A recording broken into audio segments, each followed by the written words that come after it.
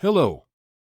The 283rd day of the heroic resistance of the Ukrainian people to a Russian military large-scale invasion continues. The enemy concentrates its efforts on restraining the actions of units of the defense forces, carries out engineering equipment of defensive lines and positions. On the Avdiivka and Bakhmut directions, the offensive continues and actively uses aviation to support ground groups. During the day, the occupiers launched 2 rocket and 10 airstrikes, as well as fired 3 MLRS attacks at the positions of our troops and settlements along the contact line. In particular, a civil infrastructure object in the city of Kramatorsk was hit by a missile. There is still a threat of missile strikes on the objects of the energy system and critical infrastructure throughout the territory of Ukraine. In the Volyn and Polisia directions, the situation has not changed significantly, and no signs of the formation of enemy offensive groups have been detected. Certain units of the armed forces of the Republic of Belarus continue to perform tasks in the areas bordering Ukraine.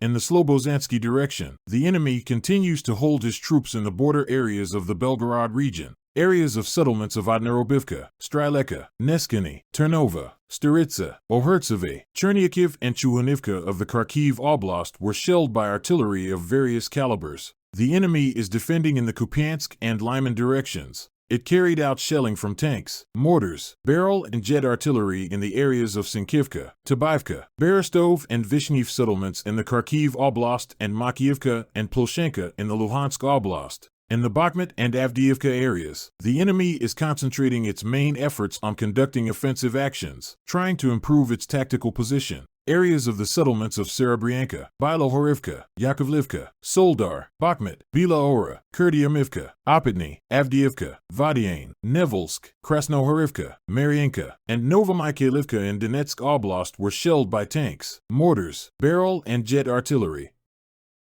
The enemy is defending in the Novopavlovsk direction. The areas of Velika Novosilka, Volodar, Prikostivka, and Zolotaniva of the Donetsk Oblast were shelled with artillery. The enemy is also conducting defensive operations in the Zaporizhia direction. It carried out artillery shelling of the districts of more than 10 settlements, which are close to the contact line, in particular, Orikhiv of the Zaporizhia Oblast. In the Kherson direction, the enemy is defending previously captured lines. Fires from mortars, barrel and rocket artillery positions of our troops and liberated settlements of the Kherson Oblast. The shelling of the suburbs and the city of Kherson does not stop. The enemy continues to suffer losses. Thus, on December 2nd, as a result of fire damage to the enemy concentration area in the city of Starobilsk, Luhansk Oblast, the enemy lost about 30 servicemen wounded and 14 killed. During December 2nd, in the Melitopol and Vasilev districts of the Zaporizhia Oblast, the occupiers lost more than 270 people wounded. Information about the dead is being clarified.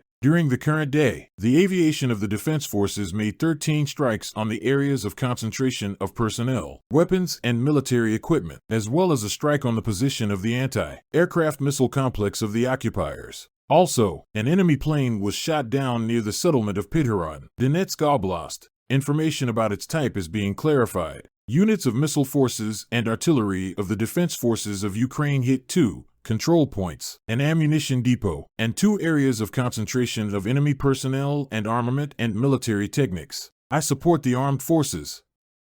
Together we will win. Glory to Ukraine. Let's keep in touch.